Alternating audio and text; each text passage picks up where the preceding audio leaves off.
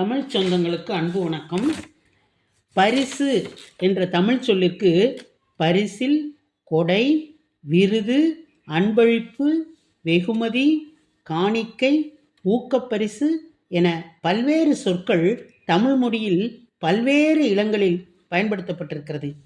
கவிஞர்கள் அல்லது பாணர்களுக்கு மன்னர்கள் கொடுப்பது பரிசு. போட்டிகளில் சிறப்பாக செயல்படுபவர்களுக்கு தரப்படுவது வெகுமதி. அன்பின் காரணமாக அன்பாக கொடுக்கப்படும் பொருள் அன்பளிப்பு. சிறப்பான தகுதிக்காக அல்லது சிறப்பான ஒரு செயலுக்காக தரப்படுவது வெகுமதி. தானமாக அல்லது உதவியாக கொடுக்கப்படுவது கொடை என்று அழைக்கப்படும். இறைவனுக்கோ அல்லது பெரியோர்களுக்கோ அளிக்கக்கூடிய பொருள் காணிக்கை என்று அழைக்கப்படுகிறது. அந்த வகையில் இந்தோனேஷியாவானது தன்னுடைய பரிசாக அமெரிக்காவிற்கு கொடுத்துள்ள புகழ்பெற்ற சரஸ்வதி சிலையினை பற்றி அறிந்து கொள்ள அன்போடு உங்களை அழைக்கிறது மௌனத்தின் சப்தங்கள். மசாசுசெட்ஸ் அவென்யூ என்று அழைக்கப்படும் வாஷிங்டன் டிசியில் உள்ள தூதரகம் பல்வேறு நாட்டின் கொடிகளாலும் அலங்கரிக்கப்பட்டிருக்கிறது. தூதரகத்திற்கு முன்னால் பெரும்பாலும் தேசிய வீரர்களின் சிலைகள் அமைக்கப்பட்டிருக்கும். Winston Churchill British தூதரகத்தை அலங்கரிக்கிறார். இதற்கு வெளியே மகாத்மா காந்தி இடுப்பு துணி மற்றும் செருப்புகளை அணிந்தபடி முழு வேகத்தில் இருக்கிறார். இப்போது அந்த தூதரகத்திற்கு முன்னால் உள்ள ஒரு தோட்டத்தில் வெள்ளை மற்றும் தங்க நிறத்தில் ஜொலித்து கொண்டிருக்கக்கூடிய தனது 4 கரங்களையும் உயர்த்திய சரஸ்வதி தேவி நிற்கிறாள் என்பதுதான் நம்முடைய சிறப்பான செய்தியாகும். அந்த சரஸ்வதி சிலையினை பற்றிய அதிசயங்களை பகிர்ந்து கொண்டால் உண்மையிலேயே நமக்கு மிகவும் ஆச்சரியமாக இருக்கும். இந்த இந்தோனேஷிய சரஸ்வதி சிலை வாஷிங்டன் டிசியில் உள்ள இந்தோனேஷிய தூதரகத்திற்கு, அதாவது எம்பசி ஆஃப் இந்தோனேஷியாவிற்கு வெளியே மசாசுசெட்ஸ் அவென்யூவில் அமைந்திருக்கிறது. இந்த சிலை இந்தோனேஷியாவின் மத சுதந்திரம், கலாச்சார பன்முகத்தன்மை மற்றும் இந்தோனேஷியா இந்தியா இடையிலான ஆழமான நட்புறவை குறிக்கிறது. இந்த சிலையின் பீடத்தில் கல்வி தெய்வம் சரஸ்வதி என்று சுட்டிக்காட்டுகிற வகையில் குழந்தைகள் படிப்பது போல சித்தரிக்கப்பட்டுள்ளது. அவர்களையொட்டி தாமரை பூவும் அதன் மேல் ஒரு பறவையும், அந்த பறவையின் மீது சரஸ்வதி வீணையுடன் நின்று கொண்டு இருப்பது போலவும் இந்த சிலை அமைக்கப்பட்டிருக்கிறது. இந்த சிலையை இந்தோனேஷியா அமெரிக்காவிற்கு அன்பளிப்பாக வழங்கியுள்ளது. அமெரிக்க அதிபர் ஒபாமாவின் வெள்ளை மாளிகையில் இருந்து சில மைல்கள் தொலைவில் இந்திய தூதரகம் அமைந்துள்ளது. அந்த இந்திய தூதரகத்தின் மகாத்மா காந்தி சிலைக்கு சற்று தொலைவில் இந்த சிலை அமைக்கப்பட்டுள்ளது.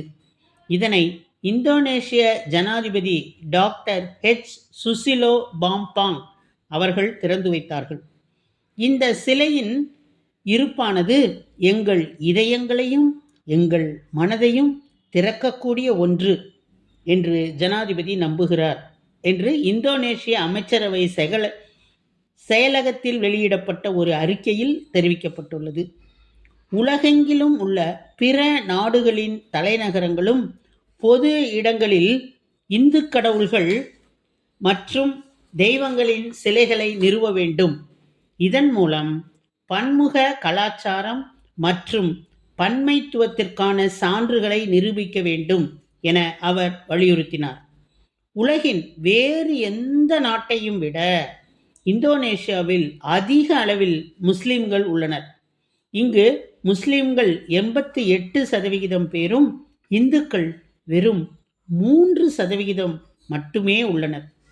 இந்து மதத்தில் சரஸ்வதியானவள் அறிவு, ஆற்றல், இசை, கலை, மொழி, பேச்சு மற்றும் கவிதை ஆகியவற்றின் தெய்வமாக போற்றப்படுகிறார்.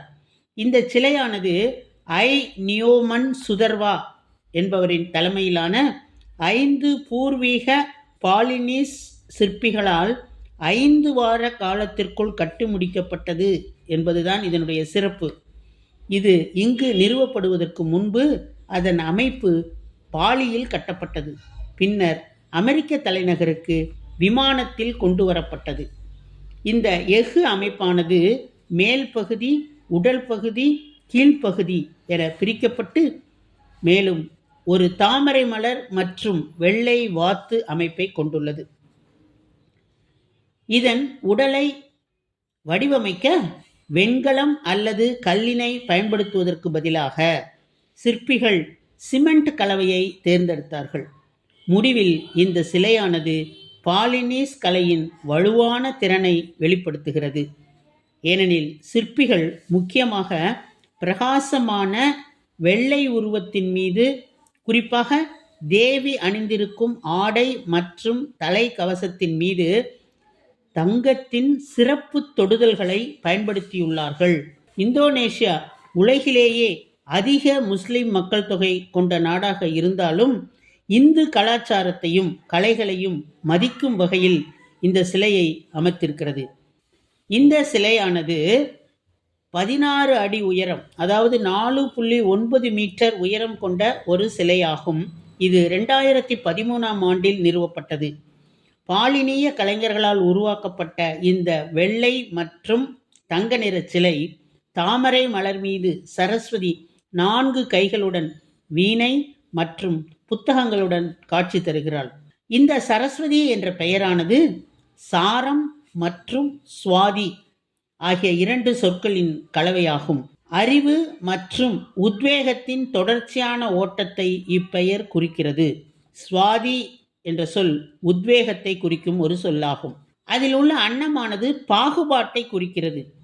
பொய்யிலிருந்து உண்மையை பிரித்தறியும் திறன், உண்மையான அறிவு மற்றும் புரிதலின் ஒரு முக்கிய அம்சமாக இது திகழ்கிறது.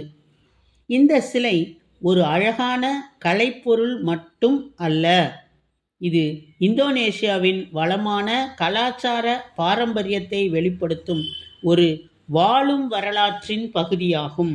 இந்த நிலையில் சரஸ்வதி தேவி 4 கைகளை கொண்டிருப்பதாக சித்தரிக்கப்பட்டிருக்கிறார். கற்றலின் நித்திய செயல்முறையை குறிக்கும் பிரார்த்தனை மணிகள், கலாச்சாரத்தை குறிக்கும் சங்கிலி வாத்தியம், அறிவின் மூலத்தை குறிக்கும் கையெழுத்து பிரதி ஆகியவற்றை கையில் வைத்திருக்கிறாள் என்பது குறிப்பிடத்தக்கது. இங்குள்ள பாலி நடனம் மிகவும் பிரபலமானது. சரஸ்வதி தேவியின் திருவுருவம் பாலி இன பெண்களின் பிரத்யேக நடனத்துக்குரிய அலங்காரம் மற்றும் அணிகலன்களோடு திகழ்வது முக்கியமான அம்சமாகும். வெள்ளை வெளேர் என்று கண்களை பறிக்கும் வகையில் நிறுவப்பட்டுள்ள இந்த சரஸ்வதி தேவி சிலை சுற்றுலாவிற்கு வரக்கூடிய மக்களை மிகவும் கவர்ந்து வருகிறது.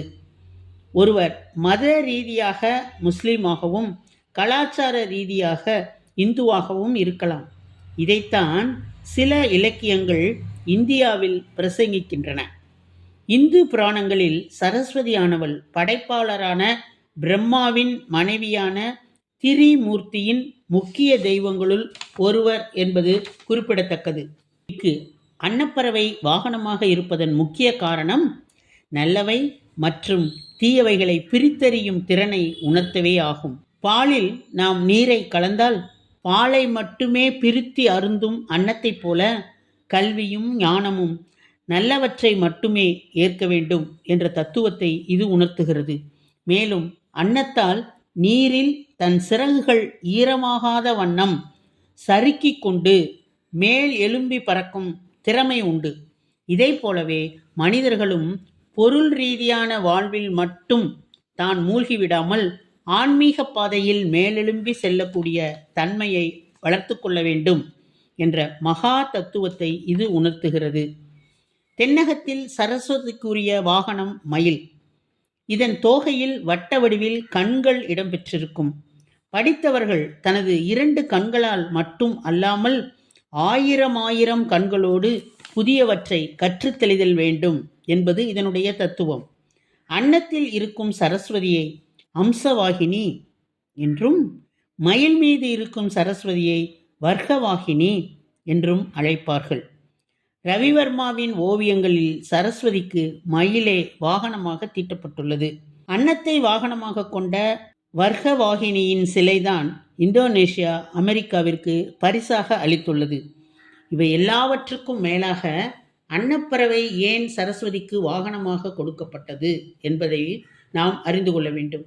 இந்த காலங்களில் நாம் புராணங்களிலும் இதிகாசங்களிலும் இலக்கியங்களிலும் படித்த அன்னப்பறவை இன்று ஏன் நம் பார்வைக்கு அகப்படவில்லை என்பதை நாம் யோசித்து பார்த்தால், அன்னப்பறவை அருகிவிட்டது அல்லது இல்லாமல் போய்விட்டது. ஏனெனில் அன்னப்பறவையின் சிறப்பு என்னவென்றால், அது ஓர் ஆண்டிற்கு ஒரு முறைதான் ஆணினம் பெண்ணோடு சேரும். ஆகவே அதனுடைய பிறப்பு விகிதம் மிகவும் குறுகிவிட்டது, காலப்போக்கில் அழிந்து விட்டது என்று கூட சொல்லலாம். இதனுடைய சிறப்பு என்னவென்றால், இதை போல கல்வி அறிவு மிக்கவர்கள் லௌகீக வாழ்க்கையிலும் உடலுறவு கொள்வதிலும் அதிக நாட்டம் கொள்ள மாட்டார்கள். அவர்களுக்கு தங்களை அறிவை வளர்த்து கொள்வதே முக்கியமானதாக இருக்க வேண்டும். அன்னத்தை போல என்பதனை மறைமுகமாக காட்டத்தான் அன்னத்தை தன் வாகனமாக சரஸ்வதி வைத்திருக்கிறார் என்பது பெரும்பாலானோர் அறியாத ஒரு அற்புதமான செய்தியாகும்.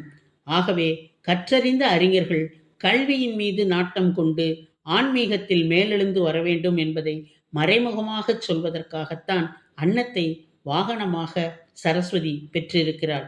அந்த சரஸ்வதி சிலையை நமக்கு பரிசாக அளித்ததிலிருந்து அவர்களுடைய அன்பை நாம் புரிந்து கொள்ளலாம் என்பதனை கூறி உம்மிடமிருந்து விடைபெறுவது உங்களுடைய அன்பு தோழி கீதா.